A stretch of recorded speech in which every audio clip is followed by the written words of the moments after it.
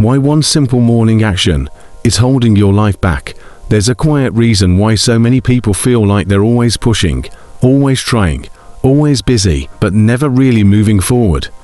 It's not a lack of ability. It's not a lack of opportunity. And in most cases, it's not even a lack of discipline. It's something far more subtle, far more ordinary, and precisely because of that, almost invisible, a simple action, repeated every morning, that seems harmless, but is quietly sabotaging your clarity, your energy, and your direction before the day even begins. You may have never thought about it this way. You may believe the problems in your life are tied to big decisions, major choices, or defining moments. But the truth is, most of your life isn't shaped by big decisions. It's shaped by micro decisions repeated daily, especially in the early hours of the day, when your mind is still flexible, open, and vulnerable. There's a moment right after you wake up when the brain hasn't fully switched into defense mode yet. Emotions aren't stirred up. Your identity hasn't fully locked in. For a few minutes, you exist in a kind of in-between state between who you were yesterday and who you're going to be today. And it's exactly in that moment that most people make the same mistake, every single day, without realizing the long-term impact it creates. This action doesn't require physical effort. It doesn't require courage. It doesn't require planning.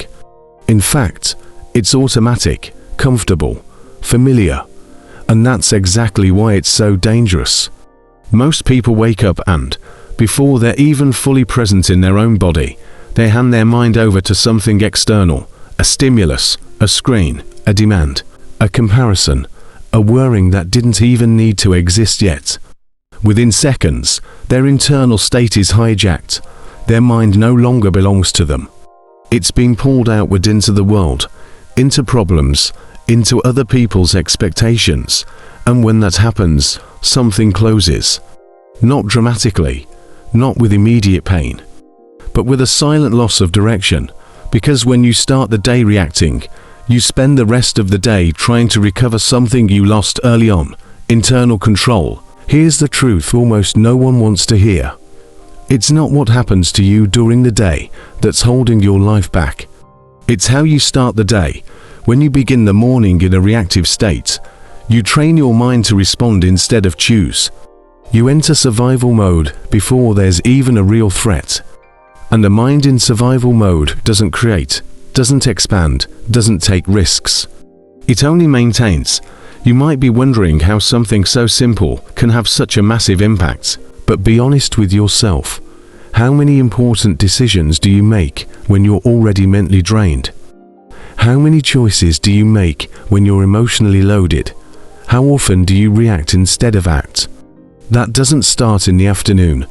It doesn't start at night. It starts in the first minutes of the day.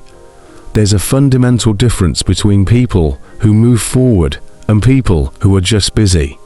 People who move forward start the day by setting their internal state. People who don't allow the world to do it for them. And here's the turning point.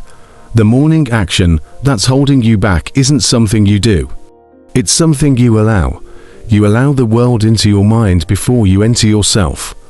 When you do that, you hand over the steering wheel before you even turn on the engine, and then you spend the entire day trying to correct the course.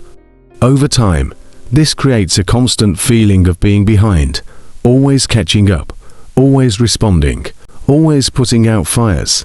And even when something good happens, you don't fully feel it, because your mind is already conditioned to anticipate the next problem. This is the root of modern stagnation. People aren't stuck because they're weak. They're stuck because they're mentally fragmented. And fragmentation doesn't allow forward movement. Now comes the uncomfortable part. Because this simple action doesn't feel like a mistake. It feels normal. Everyone does it. It creates the illusion of being informed, organized, prepared, but in reality, it places you in a state of external dependence first thing in the morning. When you start the day absorbing stimuli, you teach your brain that direction comes from outside, that rhythm comes from outside, that value comes from outside. And a mind trained this way struggles deeply to sustain personal decisions, long-term projects, and deeper internal processes. That's why so many people start things and don't finish, get excited and quit, plan and freeze. Not because they don't want to, but because they can't maintain a stable internal state long enough to move through the natural discomfort of growth. Here's the internal shift that changes everything.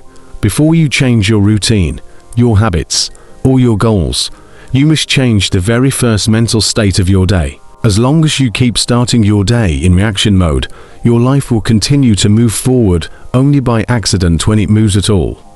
The simple action holding you back is starting the day without presence, without intention, without internal command.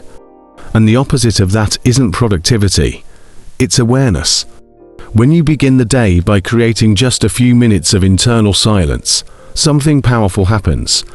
You don't fix your entire life, but you position yourself. You don't control the world, but you anchor yourself. And that completely changes how you respond to everything that comes after. People who move forward aren't the ones who do more. They're the ones who start the day whole. Now imagine the impact of this repeated over weeks, months, years. Think of how many decisions you made too tired to think clearly. How many opportunities you avoided because of emotional exhaustion. How many times you sabotaged yourself without realizing it. It wasn't bad luck. It was conditioning. The good news is that what was conditioned can be reprogrammed. But that requires awareness. It requires interruption. It requires the courage to break the automatic. This isn't about waking up earlier. It's not about a miracle routine. It's about stopping the habit of giving your mind away before you take ownership of it. That's the real dividing line. And here's the climax of this reflection. As long as you keep starting your day the way everyone else does, your life will keep looking like everyone else's. Same frustrations, same complaints, same feeling of unused potential. Moving forward isn't about doing more. It's about starting better. If you change just this how you begin the day, you change the quality of your decisions, the clarity of your thinking, and the strength of your identity over time. Not explosively, but irreversibly. And if this message resonated with you, if at any point you recognized yourself here, write in the comments, "I choose to start consciously." Subscribe to the channel to keep receiving content that breaks invisible patterns and helps you reclaim internal control of your life. And leave a like, because it helps this message reach people who still think the problem is the world when it actually starts every morning inside them.